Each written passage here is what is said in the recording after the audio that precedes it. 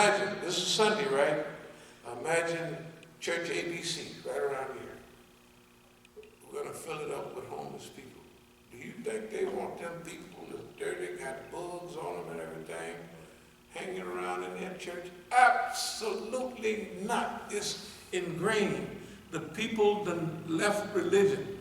So if we can get people back to, call it religion, call it deen, if we can get people back to functioning on a 20% level, that's the homeless problem solved. Homeless is solved. Okay? Domestic violence is solved. Drug treatment, we got way more treatment available. Again, the counseling, the treatment, the assistance, the places to stay, all of that. We can do that. That's stage one. That's just stage one. Stage one takes a total transformation in how we think. You see what I mean? Just to do that, okay? But that's no more police brutality. Why? You saying, we ain't calling the police. We're not gonna stand there and beg them not to beat us up. We're not gonna use them. Then, with drugs being legalized later on, you just won't need them. There was a time when you didn't have all them police. There was a time when police was not trained to SWAT teams and all of that. For civilians, for people, you gotta have a damn SWAT team. And I know it because I open the Masjid door and I look out there. That's the first thing I see is a SWAT team. And that's what all the literature says, right? There's a SWAT team. There's a military vehicle in front of the Masjid. Okay? If they want to talk to somebody, all of that, why they don't call me? They all know that that's happened, right? Most of the people, if they didn't heard anything, or they didn't pass out flyers, we went to Dar al-Hijra 2, 3, 4 times. It wasn't to convince them of nothing, it was to let them know, now you know. But we don't have to come back here over and over again. Whenever we go somewhere, it's to let everybody know. They see the picture, they can't say that they ain't heard about it. They can't say they don't know, okay? Anyway, just to get to step one is a transformation. But again, we feel like it's possible, and we feel optimistic. Again, the outside view of America. America that lost all its, losing its power. The only thing it can do now to people is bully them or push them around. Okay, and it's accelerating that they gotta push people around. That love for America, American institutions, it ain't there. Oh, still people still want to come, but that's their problem. Okay, process of reasoning. Process of reasoning. That's what we've been talking about. The process of reasoning is how do people come to the conclusions that they come to? What's their reasoning and their thought process? Okay, so a lot of it has to do with how the system sees us and how the system sees itself. What we call things right now, we call it panic reasoning. Panic reasoning. It basically don't make no sense. And Don is the leader in panic reasoning. He don't do nothing that makes sense.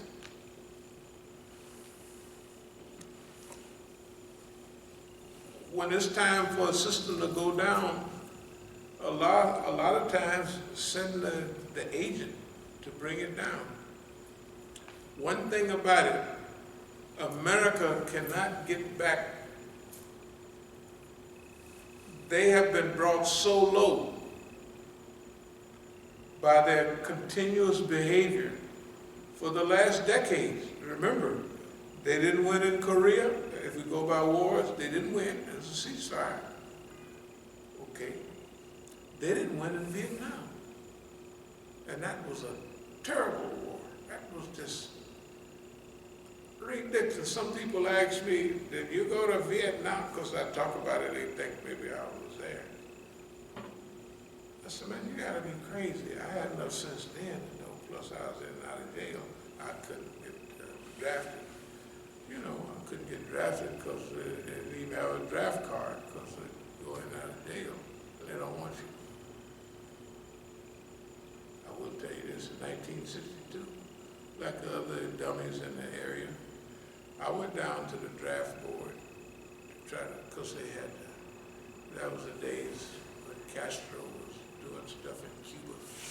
And I said, I'll do that fix it. I went down to the draft board, believe it or not, to sign up. I was a dummy, 17. And I acted so bad. It wasn't like Malcolm, I'm gonna go kill up some crackers, you know, when they had him sign up. Remember in this book? Yeah. About the, but it was kind of like that. They just, I was just unruly, so they wouldn't take me, and I'm just glad they didn't take me because I would have been a damn fool instead of going to the, I could have went in the Army instead of going back to the penitentiary, and I could have, it wouldn't be like this. Whatever it is, this is the way I'm happy with it, being just like it is now. Anyway, panic reasoning. I'll speed up and close up. I'll deal a little bit deeper later on with the process of reasoning, how people come to the conclusions that they come to. But it's centered around how they see us and how they see themselves in relation to us. We don't have time to deal with that right now, but we have come across panic reasoning. When your reasoning is based on panic and fear, it's panic reasoning. And that's what you have right now. The whole thing is just one big panic after another.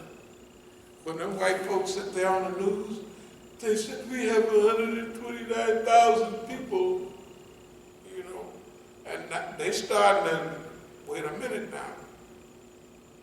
See, remember when you get to 100,000, 1 million is next, right? So they're thinking like, and this fool is saying, shoot, that ain't, stuff ain't harmful, 99.9% fine. Nah, that damn fool, his whole crew went to Oklahoma. Remember the scout out of this thing? They got the virus. Then the whole other, he getting everybody killed. Basically. And he ain't, the people are saying, man, and the news commentators, they don't say, well, Fox News do, but everybody else, they ain't got nothing good to say about it, but they scarified. The Congress is scarified. Everybody is scarified, and they're gonna solve the problem with a vote. Well, that's too bad for them. It's just, you know what I mean? This is panic behavior, panic reasoning. Crisis management, we'll go over that another time. Compartmentalized reasoning, we'll go over that another time. Global reasoning. Global reasoning is what we do, what we're doing right now. We're not isolating ourselves here in the U.S. because the statement we always make, if we'd have solved the race problem 60, 70 years ago, it'd have been fine, you know, because the system was still functioning. Right? Now you can't solve the race problem, you haven't done nothing. You ain't did nothing. So what? Because What about the climate? What about everything? The education? All right now, this has to be a transformation. We're talking transformation. Transcendence, you got to hate. Transition, you got to get above all of this. So when we take the first step in this, that means that we are almost home. If we can just get to the first step of using our churches, our mosques, our synagogues, and all of that for their original purpose as a refuge, right? Okay, that'll be the very beginning. And then if we can get one or two of them to crack the ceiling, they'll tell the rest, hey man, how good, this is good, man. This is good.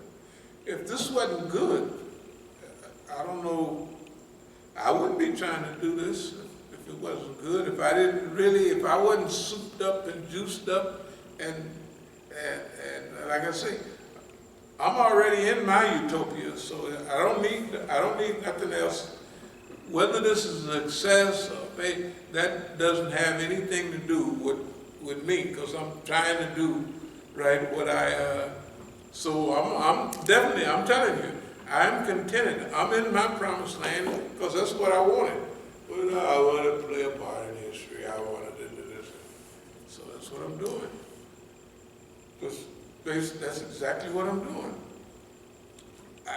We don't have we got to influence 525 million people, right? We don't, that's not part of real success. Global reasoning, Balkanization of the world against the USA. You know the Balkans, where they done World War I, they got blocked in on, one place or another. Right. Balkanization is what they call it. The world is being blocked in against the United States. You can see it. So we call it balkanization of the world against the United States. Which is what it seems like they were trying to do to the world. They did that, it's not, it gets old, right. You know what I mean? That's right. They still harmful, okay. All right.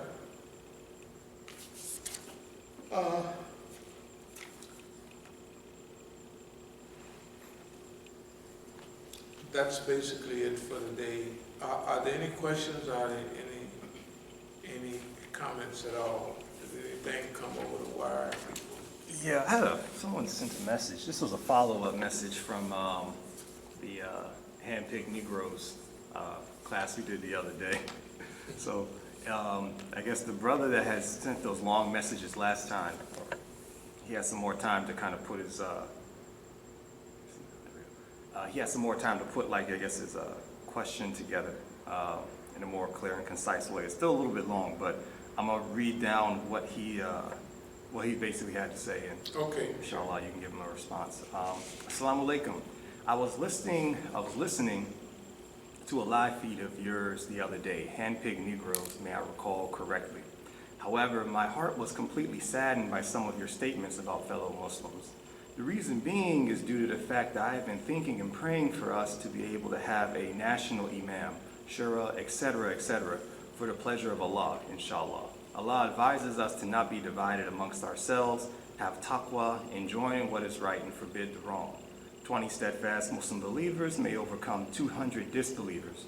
We believe in the fact that all of Allah's promises are true, then what is going on with us? Allah's perfected the deen, so it's apparent we are not adhering to. You never mention no names, but who you were referring to need to be addressed specifically by you with the knowledge you have about them, inshallah. Why? Allah advises us to give admonition in case the admonition benefits the listener. Aki, we are advised as well of that of Allah will not change the condition of a people until they change what is within their own souls. We are a people who have experienced a unique circumstances. and been conditioned in error. However, as you are a cure for all. As you are aware, Islam is a cure for all. I know that personally I too have been confused a long time, hurt myself, family, etc., due to the fact of taking on characteristics of the oppressor and not even knowing it. That's been even after thinking I was a Muslim. I realize now I was not, or at the time I had the clear characteristics of a hypocrite and didn't even know it. Similar as explained in the Quran, chapter 2, verses 5 through 12, I'm just a brother who believes in all of humanity, need of Allah's and our brother's help.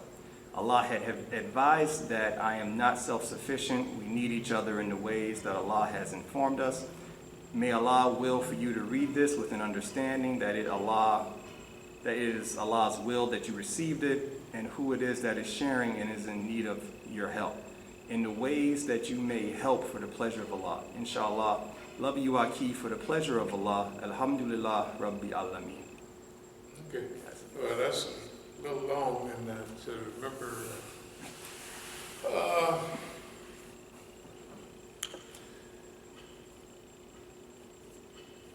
This is a very unique situation. Do you remember when we had the manna program here, and when we looked in the sink down there, there was it looked like a 20-ounce soda top, 20 ounce with the top cut off, so just let it look.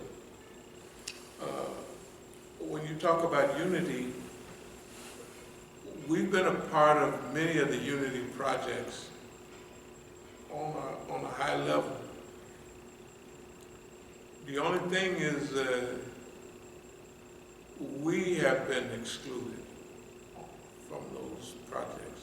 We have here. As time go on, you'll see the types of people. I have seen people who are great comedians, and the next time you see them, they're in a movie playing along with some other people, playing detectives and all kind of people that they're actually following up the system on what the system telling people we are. Those same people might have called me and said, now don't raise any money for, his father might have been martyred.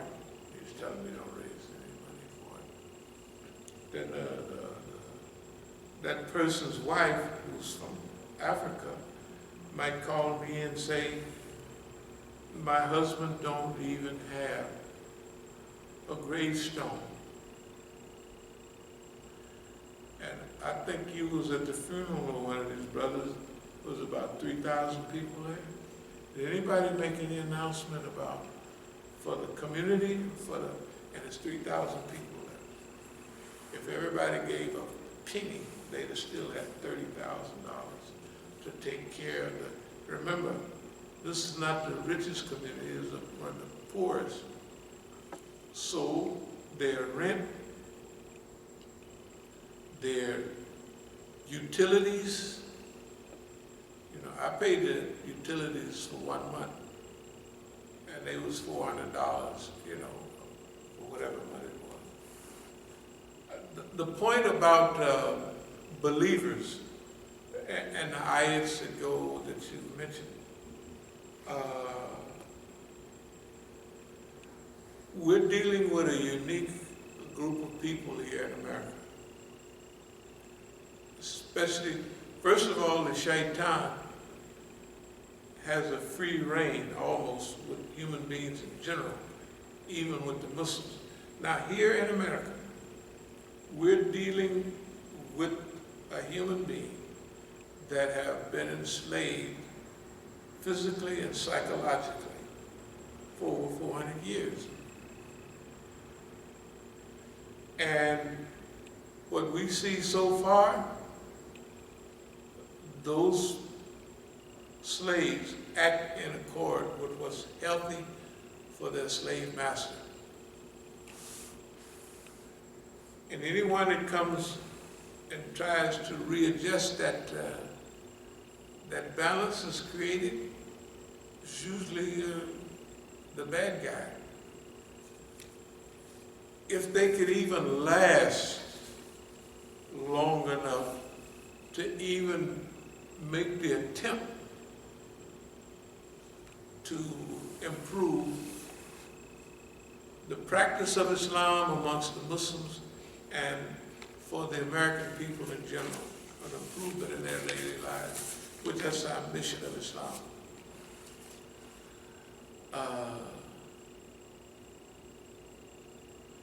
There are many ayats that discuss some of the same things that you've been mentioning. And if you see the enemy, you know, this from what we call Sabata, you know, obey Allah, obey the messenger, that you may be successful. Or when you see a group of people stand firm, steadfast, you know, Sabata is the word, firm and steadfast. And then on top of that,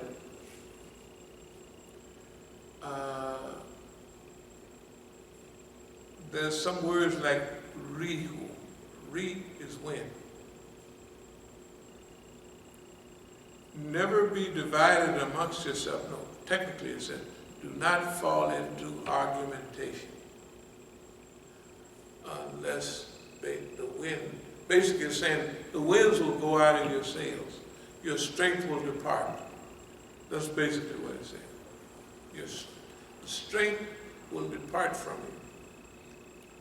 So you should adopt the policy of sabr. Sabr means to check, to tie, and to contain, self-control, all that stuff. So we ask you to overlook our inabilities and to try to stretch your understanding as far as you can, as far as what the real job is to do this job. It's a big deal. And technically,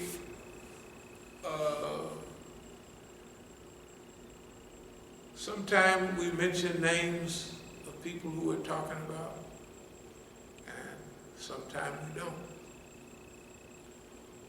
We have to make decisions constantly. And you know, this thing varies. This thing varies, it's not static. Sometimes you might come in here and you want to